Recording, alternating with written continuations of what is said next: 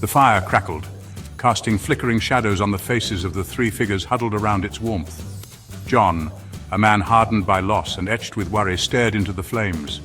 His calloused hand rested on the small, crudely drawn map. Beside him sat Sarah, her eyes reflecting the firelight, a woman whose quiet strength belied the fear she held within.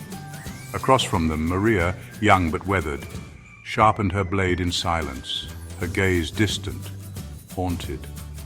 A week ago, a whisper had reached their hidden mountain community, a whisper of a doctor miles away who might hold the cure to the sickness ravaging John's son. A whisper that was their only hope.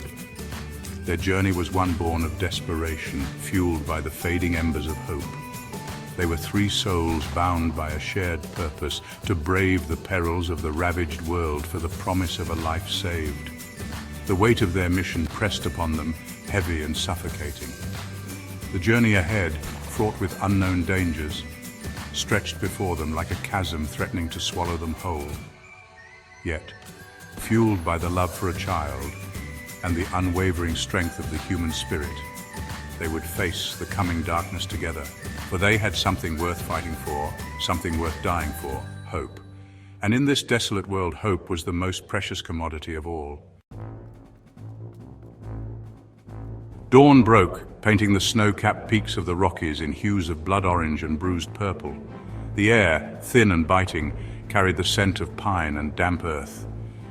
The world lay in ruins, a testament to a forgotten catastrophe.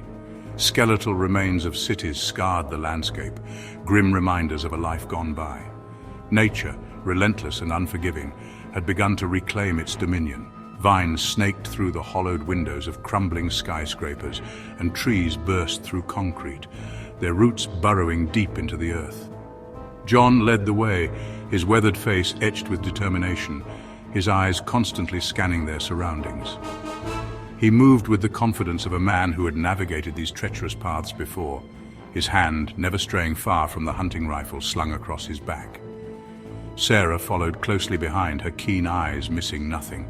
Her fingers tightened around the bow slung over her shoulder, a silent promise of protection.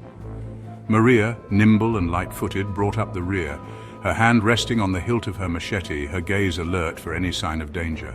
They walked in silence, their footsteps muffled by the thick carpet of pine needles that blanketed the forest floor. The only sounds were the mournful cry of a hawk circling overhead and the distant howl of a wolf echoing through the desolate landscape.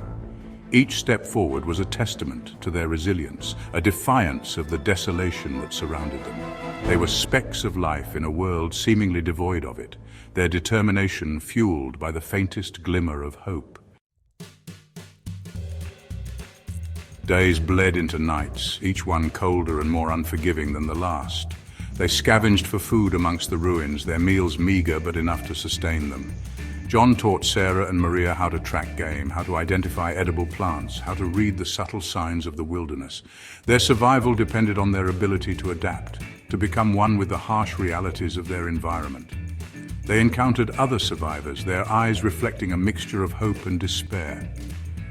Some were welcoming, offering what little they could spare. Others were wary, their hands hovering near weapons, their faces hardened by suspicion and fear. Trust was a luxury they could ill afford in this broken world. The map, passed down from John's grandfather, became their lifeline, guiding them through treacherous mountain passes and across desolate plains. It spoke of hidden dangers and long-forgotten paths, whispers of a world that once was. Each day brought them closer to their destination, yet the journey seemed to stretch endlessly before them, a constant reminder of the fragility of their hopes and the immensity of their task.